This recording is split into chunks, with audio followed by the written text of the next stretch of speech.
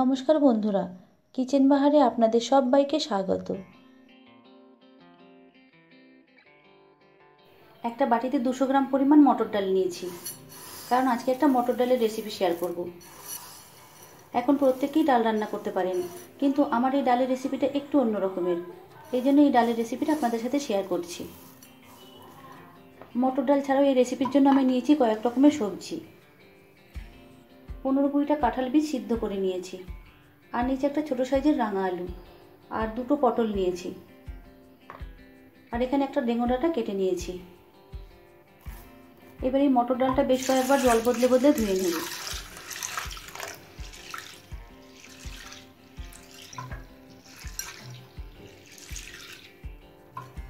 মটর ডালটা পরিষ্কার করে ধোয়া হয়ে গেছে। এবার এই ডালটা প্রেসার কুকারে সিদ্ধ করে নেব। ডাল প্রেসার কুকারে সিদ্ধ করে নিয়েছি।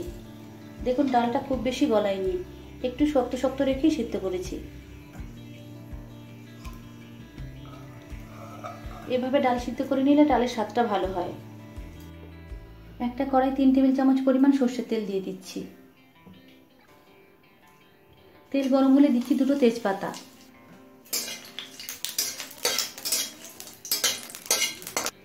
তেজপাতাটা ভাজা হয়ে যাওয়ার পর এবার সবজিগুলো দিয়ে দেব।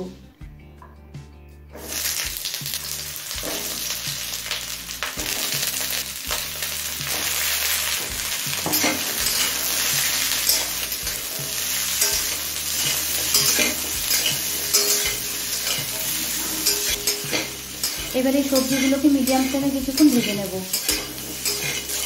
লো ফ্লেমে সবজিগুলো মিনিট 5 ভেজে নিয়েছি।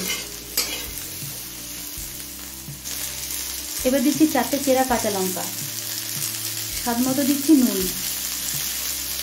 আর 1 চামচ দিচ্ছি হলুদ গুঁড়ো।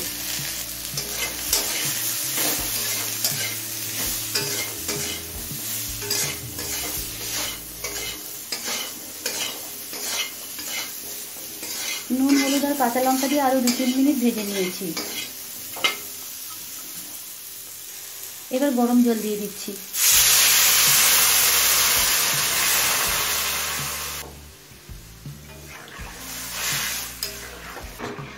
ডালে যে পরিমাণ জল দেবো সব জলটাই কিন্তু আমি একবারে দিয়ে দিলাম।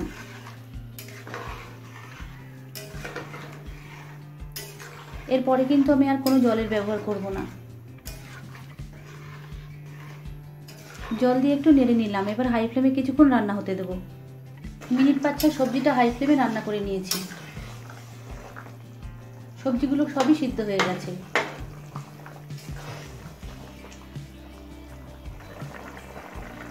এবার সিদ্ধ করা মটর ডালটা দিয়ে দিচ্ছি।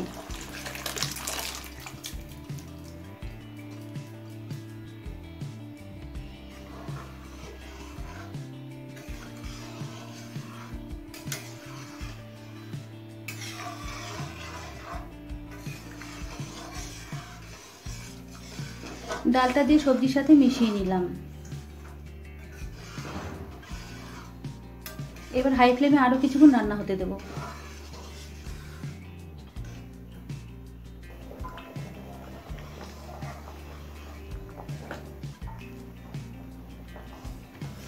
মিনিট 5 ডালটা হাই ফ্লেমে ফুটিয়ে নিয়েছি। এবার ডালের জন্য একটা ফোড়ন তৈরি করে নেব। আরেকটা কড়াই আমি 2 টেবিল চামচ পরিমাণ সর্ষের তেল দিয়ে দিচ্ছি। তেল গরম হলে দিচ্ছি 5-6টা শুকনো লঙ্কা, আর 1 চামচ মতো দিচ্ছি 5 ফোড়ন।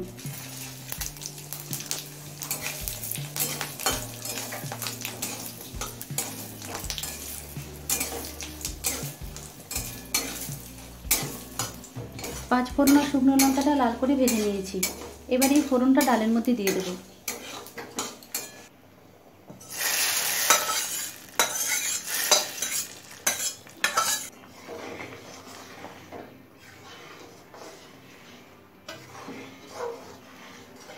ফোড়নটা ডালের সাথে মিশিয়ে নিয়েছি। এবার 1/2 চামচ পরিমাণ দিচ্ছি চিনি। চিনিটা খুব বেশি দিলাম না, কারণ রাঙা আলু আর কাঁঠাল বীজটা বেশ মিষ্টি হয়। চিনিটা দিয়ে মিশিয়ে নিয়েছি। এবার দিচ্ছি কিছুটা কুচনো ধনেপাতা।